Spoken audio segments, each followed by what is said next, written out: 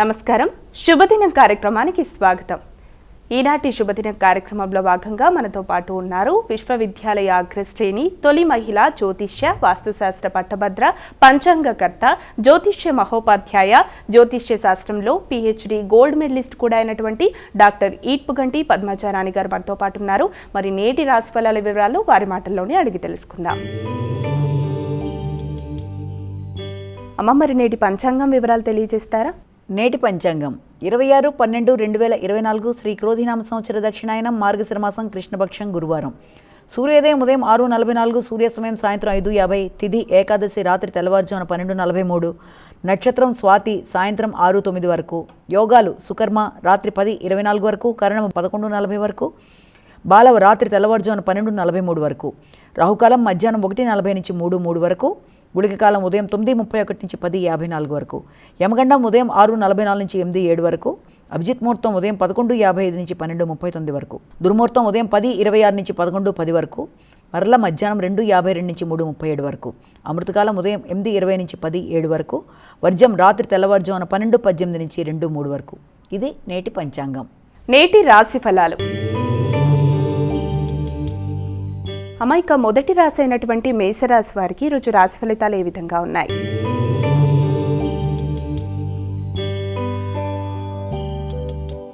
మేషరాశి వారికి ఈ రోజున వాతావరణం చాలా వరకు అనుకూలంగా ఉంటుంది. ధైర్యంగా పట్టుదలగా నిర్ణయాలు తీసుకుంటారు. ఎదురు చూస్తున్న వార్తలు అందుకుంటారు. జీవిత భాగస్వామితో కలిపి చక్కటి వాతావరణాన్ని ఉపయోగించుకుంటారు. రిసార్ట్స్ మొదలైన ప్రదేశాలకు వెళ్ళడానికి మీరు ఎక్కువ ఆసక్తి కనబరుస్తారు. తల్లితోనూ కుటుంబ సభ్యులతోనూ కలిసి ఈ రోజున ఆదాయపరమైన విషయాల్లో మంచిగా చర్చిస్తారు. చక్కటి నిర్ణయాలు తీసుకుంటూ ముందుకు పెడతారు. వృషభ రాశి.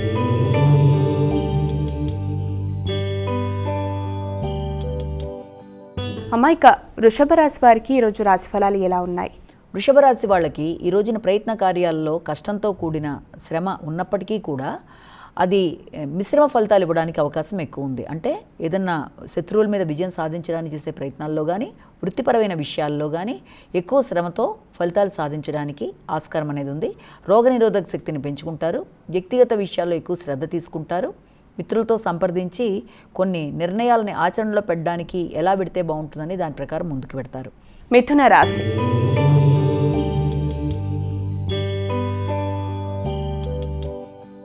మైక తదుపరి రాశి అయినటువంటి మిథున రాశి వారికి ఈరోజు ఎలా ఉంది? మిథున రాశి వాళ్ళకి సంతానం యొక్క అభివృద్ధి కొరకు ఆలోచనలు, ఇన్వెస్ట్మెంట్స్ కోసం కొత్త ఆలోచనలు చేస్తారు. మీ సలహాల కోసం ఇతరులు మిమ్మల్ని సంప్రదిస్తారు. ముఖ్యులందరితో కలిపి ఉల్లాసంగా ఉత్సాహంగా ఇవాళ గడపడం అనేది, అలా ఇష్టమైన వారి కోసం ఖర్చులు అధికంగా పెట్టడం, అది మీకు ఆత్మ సంతృప్తిని ఇవ్వడానికి ఆస్కారం అనేది అధికంగా ఉంది. కర్కాటక రాశి.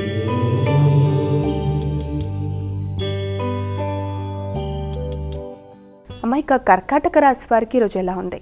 కర్కాటక రాశి వారికి ఈ రోజున వృత్తికి సంబంధించిన విషయాలలో కొన్ని గట్టి నిర్ణయాలు తీసుకుంటారు. ఇప్పటిదాకా ఈ పని చేద్దామా వద్దా అని ఆలోచిస్తూ ఆగిన విషయాలలో, వృత్తికి సంబంధించిన విషయాలలో అలాంటి వేవరీ మైండ్ నుంచి, అంటే చేద్దాం వద్దా అనుకుంటున్న వాటిల్లో కొంత గట్టిగా నిర్ణయం తీసుకొని మీ యొక్క భవిష్యత్తు కోసం ఆ నిర్ణయాలను ఎలా అమలు పరిస్తే బాగుంటుందో మీకు మీరే ఒక చక్కటి స్కెచ్ గీసుకొని, అంటే ప్రణాళికాపరంగా ముందుకు పెడతారు. నూతన విషయాలు నూతన సంవత్సరంలో ఎలా చేస్తే బాగుంటుందన్న దానికి ముందుగానే 10 రోజుల ముందు నుంచే మీరు చక్కటి ప్రణాళికలు మొదలుపెట్టుకొని దాన్ని ఆచరణలో పెట్టడానికి అన్ని విధాల ప్రయత్నం చేస్తారు.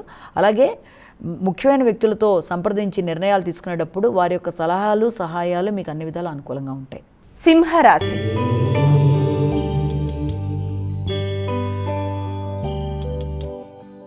అమ్మాయిక తదుపరి రాశి అయినటువంటి సింహరాశి వారికి ఈరోజు ఎలా ఉందంటారు? సింహరాశి వాళ్ళ విషయం వచ్చేప్పటికీ మీకు వ్యక్తుల సహకారం అందినప్పటికీ కూడా దాన్ని ఉపయోగించుకొని ముందుకెళ్లే విషయంలో కొన్ని రకాలైన ఆలోచనలతో మీరు ఆగిపోతారు. అంటే మనం ఇప్పుడు ఈ కార్యక్రమం చేయడానికి ఇది సరైన సమయమా కాదా అని రకరకాల అనుమానాలతో పనులని ఆపుకోవడం కొన్ని చోట్ల ఉంటే, మళ్ళీ మీ యొక్క తెలివితేటలను ఉపయోగించి వ్యక్తిగతంగా అభివృద్ధి చెందడానికి ఎలాగైనా సరే మీ సొంత నిర్ణయాలతో ముందుకెళ్ళడానికి ఎక్కువ ఆసక్తి చూపిస్తారు. ఆ విషయంలో వ్యక్తుల సహకారం ఉన్నప్పటికీ కూడా మీ యొక్క నిర్ణయాలకే ప్రాధాన్యత అధికంగా ఇస్తారు. కన్యా రాశి.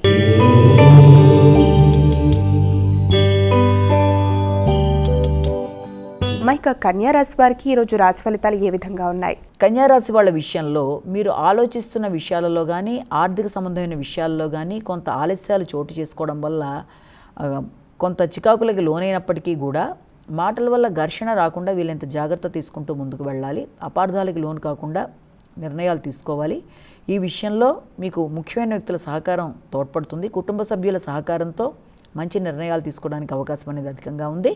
ఆహారం మొదలైన వాటి మీద ఎక్కువ శ్రద్ధ చూపించాలి.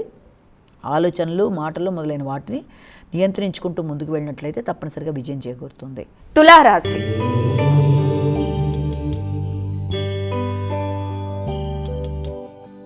అమ్మాయిక తులారాశి వారికి ఈరోజు ఎలా ఉంది? తులారాశి వాళ్ళ విషయం తీసుకున్నట్లయితే మీకు వ్యక్తిగత నిర్ణయాలకి ప్రాధాన్యత అధికంగా ఇస్తారు. మీ మీద మీకు శ్రద్ధ పెరుగుతుంది. వ్యక్తిగత ఆరోగ్య విషయంలో కూడా తగిన శ్రద్ధ తీసుకుంటారు.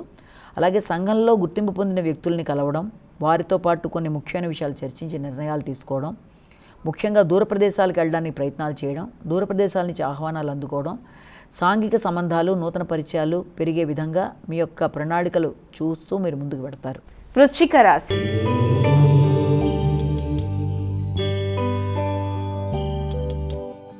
అమ్మాయిక వృశ్చిక రాశి వారికి ఈరోజు ఎలా ఉంది? వృశ్చిక రాశి వారికి ముఖ్యమైన విషయాల్లో అంటే వాహనాలకు సంబంధించిన విషయాల్లో కానీ, ఆహారం సంబంధించిన విషయాల్లో కానీ ఎక్కువ ఆలోచన చేస్తారు. అంటే వాహన సంబంధమైన విషయాలలో మీరు డ్రైవింగ్ మొదలైన వాటి మీద కొంత శ్రద్ధ చూపించాలి. ఆరోగ్య సంబంధమైన విషయాల్లో ఆరోగ్యం మీద శ్రద్ధ తీసుకోవడం అనేది, సమయానికి ఆహార స్వీకరణతో పాటు ఆలోచనలు, తర్వాత నూతన విషయ సేకరణ మొదలైనవి చేయడం అనేది జరుగుతుంది. అలాగే బంధుమిత్రులను కలవడం, దూర ప్రదేశాల్లో కొంత ఇన్వెస్ట్ చేయడానికి ఆలోచనలు చేయడం, ఆ విషయాల్లో వ్యవసాయ సంబంధమైన విషయాల్లో మీ యొక్క పూర్వీకులని కానీ లేకపోతే మీ యొక్క బంధువులని కలిసి కొంత అంటే ఇన్వెస్ట్మెంట్ ఎక్కడ చేస్తే బాగుంటుందన్న విషయం మీద కొత్త నిర్ణయాలు తీసుకుంటూ ముందుకు పెడతారు. ధనస్సు రాశి.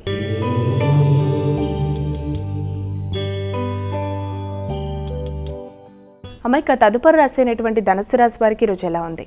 ఈ ధనస్సు రాశి వాళ్ళకి ఆలోచన విషయాలన్నీ కూడా ఆకస్మికంగా అంటే పెద్ద శ్రమ లేకుండా ఆలోచించిన విషయాలు తొందరగా జరిగిపోవడం, వాయిదా పడుతూ వచ్చిన విషయాలు చక్కగా ముందుకు వెళ్ళడం, అలాగే మీకు కుటుంబంలోని వ్యక్తుల యొక్క అభివృద్ధి, వారికి సంబంధించిన శుభవార్తలు అందుకోవడం, దూర ప్రదేశాల్లో మీకు మంచి అవకాశాలు లభ్యమవ్వడం, ఆగుతూ వచ్చిన పనులు ముందుకు వెళ్ళడం మొదలైన వాటికి ఆస్కారం ఉంది. మకర రాశి.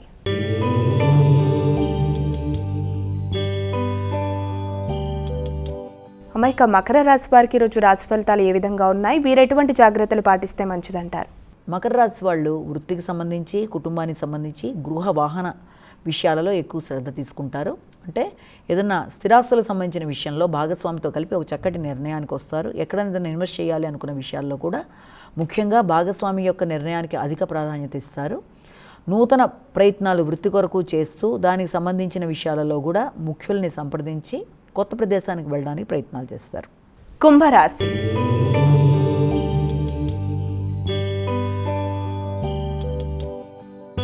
మా కుంభరాశి వారికి ఈరోజు ఎలా ఉంది? వీరు ఎటువంటి పరిహారాలు పాటించాలి? కుంభరాశి వాళ్ళ విషయం వచ్చేప్పటికీ వ్యక్తుల సహకారం బాగున్నప్పటికీ, ప్రయాణాలకు అవకాశం ఉన్నప్పటికీ కూడా తెలియని అసంతృప్తి వల్ల కొన్ని పనులు చేద్దామా వద్దా అంటూ వాటిని మీరు వాయిదా వేసుకుంటూ రావడం అనేది ఏర్పడుతుంది. దాన్ని అధిగమించే ప్రయత్నాలు చేయాలి. ఉపాసనా బలాన్ని పెంచుకోవాలి. ప్రతి విషయంలో వైరాగ్యానికి అవకాశం లేకుండా వైరాగ్యాన్ని అధిగమించే విధంగా మీరు ముందుకు వెళ్ళినట్లయితే పనులని సానుకూలంగా చేసుకుంటారు. అంటే వాయిదా వేసే పద్ధతిని కొంత ఆపి వైరాగ్యం నుంచి బయటకు వచ్చి పనులని ప్రణాళికాపరంగా చేసుకుంటూ వెళ్ళినట్లయితే తప్పనిసరిగా మంచి ఫలితాలు ఏర్పడతాయి.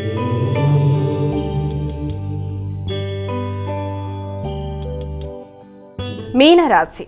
అమ్మాయిక చివరి రాశి అయినటువంటి మీనరాశి వారికి ఈరోజు రాశి ఫలితాలు ఏ విధంగా ఉన్నాయి? మీనరాశి వాళ్ళకి మాటల వల్ల అపార్థాలకు అవకాశం ఉన్న రీత్యా వీలైనంతవరకు జాగ్రత్త వహిస్తూ ముందుకు వెళ్ళాలి. కుటుంబ సభ్యులతో ఘర్షణ లేకుండా ముందుకు వెళ్ళాలి. ఆర్థిక సంబంధమైన విషయాల్లో, కుటుంబపరమైన అంశాలలో, అలాగే ప్రయాణాలు ముఖ్యమైనవి వాయిదా పడకుండా జాగ్రత్తలు తీసుకుంటూ అందరితో కూడా వీలైనంత నిదానంగా వ్యవహరించి పనులు సాధించుకుంటూ ముందుకు వెళ్ళినట్లయితే సమస్యలు ఉత్పన్నం కావు.